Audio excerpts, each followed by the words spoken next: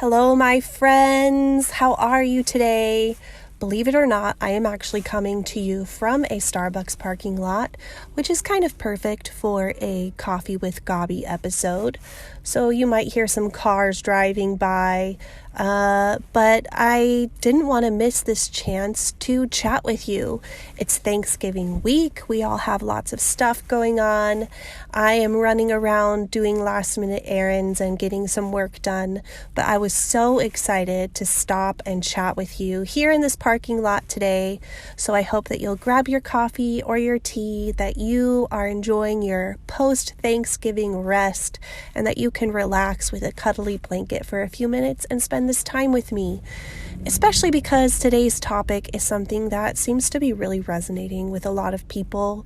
I did a TikTok this week. Yes, a TikTok. You can find me over there. I know it's so crazy to be on TikTok, but I kind of love it. You can find me on Instagram too. I put this as a reel as well, but it seemed the TikTokers really resonated with this message that I did on a TikTok this week about just being so tired. Like, not just tired because we're busy, but so tired, exhausted at like a soul deep level. And the message, the point of that TikTok was that a lot of us are feeling soul deep tired because we have felt from our childhood that in order to be loved, in order to be safe, in order to be accepted, we had to show up and be extraordinary. Can you relate to that? I know for sure this is my story. This is something that I've been working through with my therapist. It's a great thing to talk about in therapy, by the way, if you ever need a subject or a topic. But I just realized, there is this really exhausted part of me deep inside my soul that is just so tired from having to show up and be amazing at everything that I've done. Now, if you're anything like me, then maybe you had a childhood where things getting accomplished was really praised and really applauded. Being good at things, getting good grades, those kinds of things. And I was actually sharing with someone recently, I started playing piano when I was 8 years old. I have a 9-year-old and a 7-year-old right now, so they're around that 8-year-old age, and they seem so young to me. And I don't feel like they're in any hurry to try to accomplish anything. But I remember at 8 years old starting the piano. It was something that I had wanted to do for a long time. And at 8, I already felt like I was so behind. I remember sitting down at the piano, trying to practice and thinking, I wish I had started when I was 5 because I am so behind. It's kind of silly to think about that now. You poor thing, you were 8, that's so little. But here I was, 8 years old, starting piano. And I felt like in order to be worthwhile, in order to even think that doing piano is something that I can do, I'm going to have to go really fast and do as good of a thing as I can here on the piano. And so I remember within 6 months, I was playing Fur-Elise, which if you know what that is, it's that da da da da da da da da da. Everyone knows that song, which is not something that a kid who has been playing piano for 6 months should be able to play. And even my piano teacher, I remember her looking at me I don't think this is possible, but I think it was about 6 months. I might be a little off, but I think it was about 6 months in. I had a piano recital and I played Fur-Elise. I was absolutely determined because it wasn't because I loved this song. It wasn't because, I was particularly gifted. It was because I thought that if I could not play an actual classical song at my first recital, that I was worthless. So where was this coming from? I know that surrounding me in the situation that I was growing up in, and I give my parents grace, they were doing the best they could, but I really felt like in order to be seen in my family, in order to be loved in my family, I had to be not just good, I had to be the best. The only times that I felt safe was when I was getting praised because I was getting attention. I felt like I was loved in that moment, that nothing could happen to me, but that was only when I was doing something that my parents were amazed by. So I was constantly trying to find ways to impress my parents, to impress people, to be so good at math, to be incredible at reading. I tried to teach myself Greek. I'm not even kidding you. To be incredible at the piano at 8 years old. And that kept me safe, guys. Like, I performed that way all the way through college. I got amazing grades. I was always ahead of other people. I really became an accomplished pianist. I was a good dancer. I could sing amazing. Like, I could show up and learn how to do things really, really well. And I don't think it's because I was particularly gifted. Sure, I had a sound mind, but it was because I needed to feel safe. And that is where all of our behaviors come from, honestly. These behaviors that we use to cope in life is from this sense of, I need safety. If you think about it, anything that you've used to cope throughout your life, if you get down to the root of it, and we can talk about this in another episode, but it all springs from a place of needing to feel safe. Like, that is the basic human need from the moment you are born. You need safety. And finding attunement with other people, especially your caregivers, is really your first cue of safety. And attunement is basically you finding in someone else that they understand what you're feeling. They're able to co-regulate with you, to comfort you, to meet you where you're at and still love you in that place.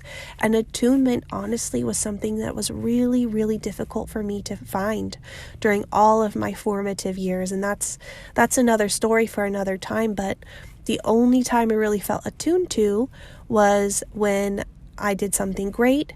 My parents would see it and say, wow, you're amazing, we celebrate you. And you know how quickly that was over? It was over so fast, guys, and so I was on to the next thing. Now, that is how I learned to exist. So what do you think I've done as an adult? I've done the exact same thing, even when it's not been my parents anymore looking for me to achieve. It's turned into me. I'm the one looking for me to achieve. I figure the only way that people are actually going to see me, the only way people are actually going to like me, the only way that I'm actually going to have respect for myself is if I am extraordinary. And I have pushed myself so hard. And on the flip side of that is shame. Right? On the flip side of achievement, like if I don't achieve what I set out to achieve, the shame, guys, it's so deep and it's so dark and it is so terrifying for my nervous system, to be honest. Can you relate to that? Are you feeling exhausted in this way where it's like you're constantly on this treadmill of achievement, of having to be amazing, of having to show up in a certain way where maybe you don't even know who you are at this point?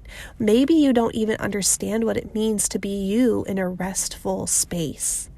So what do we do about this, you guys? What do we do? I think the first thing that we have to do is recognize this as a lie. Like, honestly, it's just false that the only way for you to have value is for you to be achieving. I'm going to tell you right now, my beautiful, sweet, amazing friend, you are so valuable. You are a gift to this world. Whether you're sitting on your couch watching TV or whether you're in a C-suite leading a lot of people, you are valuable and you matter. And the thing that you needed to know from a young age is that you are precious just as you are. You are precious and lovely and loved. And you do not have to prove yourself to be loved. And I'm so sorry if that has been your story. So let's just start to recognize the lies and start to tell ourselves the truth.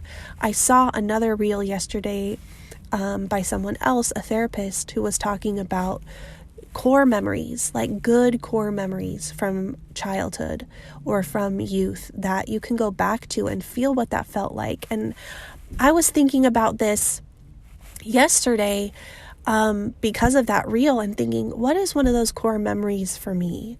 And one of those core memories for me of when I felt really loved and really valued and really seen, and it was separate from something I did, was actually my sister and I. We got in a really bad car accident when I was 17, and I was driving the car. So it was really scary. I was in a van, and the van spun all the way around and flipped on its side in a rainstorm in a ditch. And it was terrifying. So how did this become one of my best core memories? It's because these two girls, young women at my church who I really looked up to, who I admired. One was the pastor's daughter and another was her best friend. They sent my sister and I this incredible care package, just full of the most thoughtful things you can think of, and a card just saying how grateful they were that we were okay and to take care of ourselves. And the warmth that filled my heart from that thoughtfulness has stuck with me for forever. And so I was thinking about that yesterday, because the point of this therapist's reel of the importance of these core memories is that you can go back to that feeling. You can go back to what that felt like to just be loved and realize, like, that is what you deserve as a human being. And that blessed me so much when I was making this TikTok yesterday about being exhausted, because it brought back that feeling of warmth and that feeling of knowing, you know what? Proving myself is not what matters. Understanding my value as a human being is what matters. And remembering the promises of God, of how He said, like, He is for me and He has created me on purpose, and He has the best in mind for me, and how He loves me. Like, that is what is true about me. Even if I become so chronically ill that I can never leave my bed again, my value is not diminished. It does not go away. My lovableness is not diminished, and it does not go away. And one of my favorite scriptures about this, which I'm sure most of you have heard, and I just have my ESV with me right now, so it's a little bit old school language, but it's Matthew 11:28 through 30, which says, "Come to me, all who labor and are heavy laden, and I will give you rest. Take my yoke upon you and learn from me, for I am gentle and lowly in heart, and you will find rest for your souls. For my yoke is easy and my burden is light." Like, what does that mean? What does that mean? And come to me, all who labor and are heavy laden, and I will give you rest. That's so many of us. That's so many of us who are trying to achieve in order to feel valuable. So I can come to Him.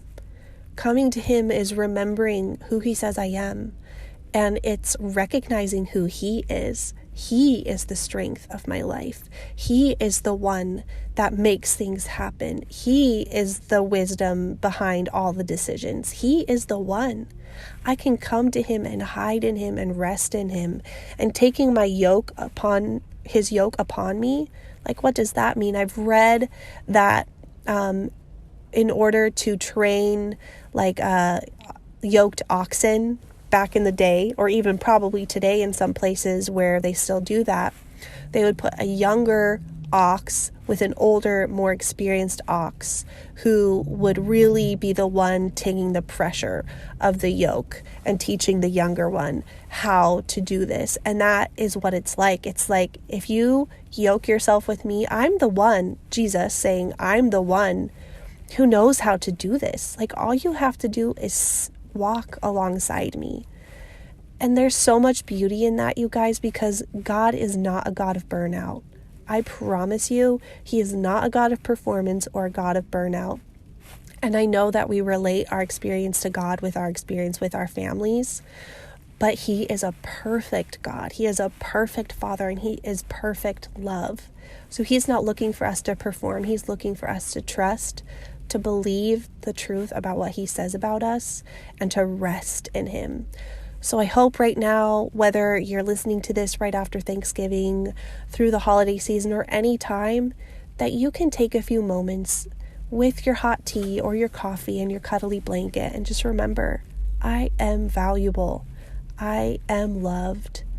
I am worthy, because that's what God says about me. And trust me, it is so worth it to trust him and to allow him to bring the people into your life who aren't going to have unrealistic expectations of you in order to attune with you, in order to love you, in order to come alongside you and be a safe space for you. I really hope this was encouraging to you today. If you liked this, will you please let me know? Send me a message on Instagram or an email through my website. However you want to connect with me, I'd love to hear from you. I love having these coffee chats with you. I hope sometime we can have a coffee in person. How cool would that be? And I would love it if you could rate and review the podcast as well. I read every review. I am so appreciative of all of you who have left your reviews. And if you have not, if you could leave a review and rate, 5 stars would be awesome. I would appreciate it so much. I'm trying to get as many people into this community as possible so that they know that they are valued, they are safe, they can heal, and hear these stories of pain to passion. You are lovely and you are loved. I can't wait to chat with you next time. Have a great day.